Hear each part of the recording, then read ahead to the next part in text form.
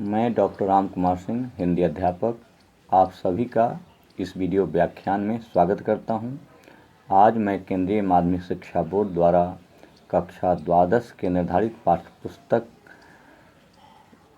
के अंतर्गत लक्ष्मण मूर्छा एवं राम का विलाप पाठ का प्रश्नोत्तर विश्लेषण कर रहा हूं। आप सभी एकाग्रता एवं तल्लीनता के साथ सुनेंगे। तो इस पाठ का पहला प्रश्न प्रारंभ करने के पहले मैं जो छंद है चौपाई, दोहा एवं सोरठा छंद, उस पर विचार कर रहा हूँ। तो चौपाई छंद है क्या, इसके बारे में बता रहा हूँ। चौपाई एक सममात्रिक छंद है। इसके दोनों चरणों में 16-16 मात्राएं होती है। 40 चौपाइयों वाली रचना को चालीसा भी कहा जाता है। यह तथ्य लोक प्रसिद्ध है। अगला है दोहा छंद। दोहा अर्धसममात्रिक छंद है। इसके सम चरणों अर्थात दूसरे और चौथे चरण में 11-11 मात्राएं होती हैं तथा विषम चरणों यानी पहले और तीसरे में 13-13 मात्राएं होती है।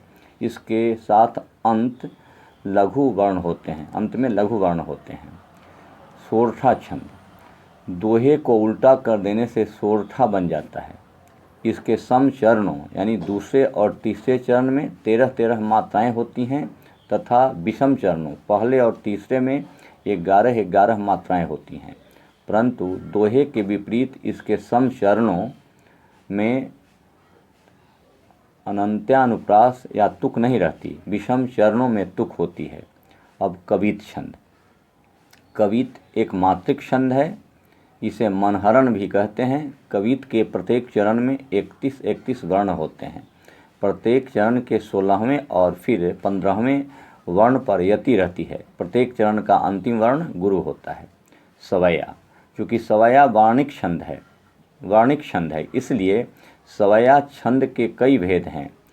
वे भेद गणों के संयोजन के आधार पर बनते हैं। इनमें सबसे प्रसिद्ध मतगयंश सवैया है। इसे मालती सवैया भी कहते हैं। सवैया के प्रत्येक चरण में 23 वर्ण होते हैं जो 7 भगन एवं 2 गुरु के क्रम में रखे जाते हैं। अब इस पाठ का पहला प्रश्न है, लक्ष्मण मूर्छा और राम का विलाप काव्यांश के आधार पर भ्रातृशोक में बेचैन राम की दशा का अपने शब्दों में वर्णन करें।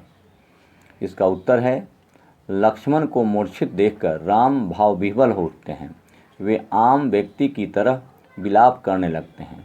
वे लक्ष्मण को अपने साथ लाने के निर्णय पर भी पछताते हैं। वे लक्ष्मण के गुणों को याद करके रोते हैं।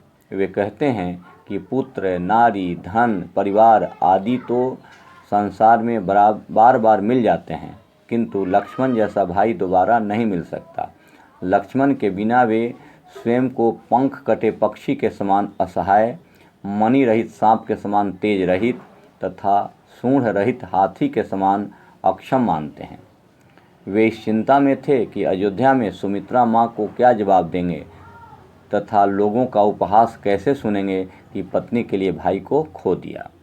अब इस पाठ का दूसरा प्रश्न है, तुलसी ने अपने युग की जिस दुर्दशा का चित्रण किया है उसका वर्णन अपने शब्दों में करें। उत्तर है, तुलसीदास के युग में जन सामान्य के पास आजीविका के साधन नहीं थे। किसान की खेती चौपट रहती थी। भिखारी को भीख नहीं मिलती थी। दान कार्य भी बंद नहीं था। व्यापारी का व्यापार ठप था। नौकरी भी लोगों को नहीं मिलती थी। चारों तरफ बेरोजगारी थी। लोगों के समझ में नहीं आता था कि वे कहाँ जाएं, क्या करें। इस पाठ का अगला प्रश्न है, तुलसी के समय के समाज के बारे में अपना विचार रखें। उत्तर है, तुलसीदास के समय का समाज मध्ययुगीन विचारधारा का था। उस समय बेरोजगारी थी तथा आम व्यक्ति की हालत दयनीय थी।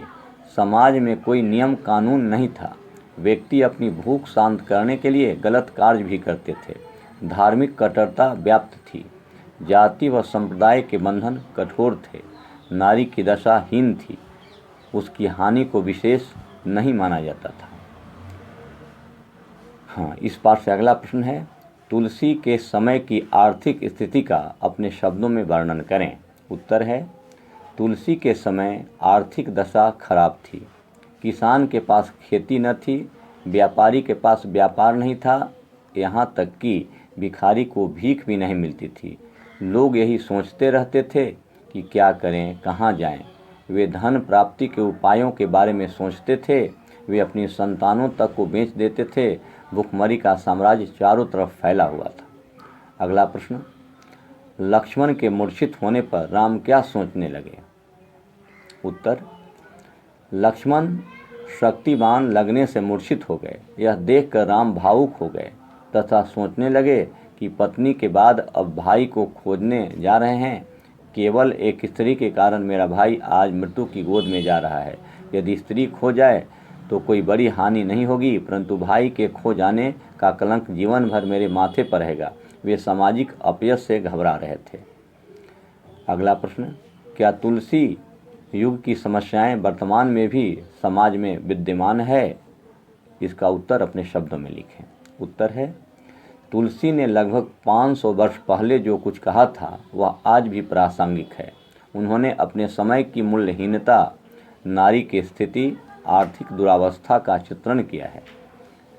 इनमें अधिकतर समस्याएं आज भी विद्यमान हैं। आज भी लोग जीवन निर्वाह के लिए गलत सही कार्य करते हैं। नारी के प्रति नकारात्मक सोच आज भी विद्यमान है। अभी भी जाति व धर्म के नाम पर भेदभाव होता है। इसके विपरीत कृषि, वाणिज्य, रोजगार की स्थिति आदि में बहुत बदलाव आया है। इसके बाद भी तुलसी युग की अनेक समस्याएं आज भी हमारे समाज में विद्यमान है।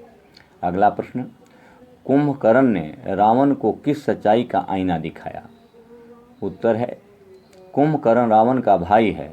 वह लंबे समय तक सोता रहता है। उसका शरीर विशाल है। देखने में ऐसा लगता है मानो काल आकर बैठ गया है। वह मुंह फट तथा अस्पष्ट बकता है। वह रावण से पूछता है कि तुम्हारे मुंह क्यों सूखे हुए हैं। रावण की बात सुनने पर वह रावण को फटकार लगाता है तथा उसे कहता है कि अब तुम्हें कोई नहीं बचा सकता। इस प्रकार उसने रावण को उसके विनाश संबंधी सच्चाई का आईना दिखाया।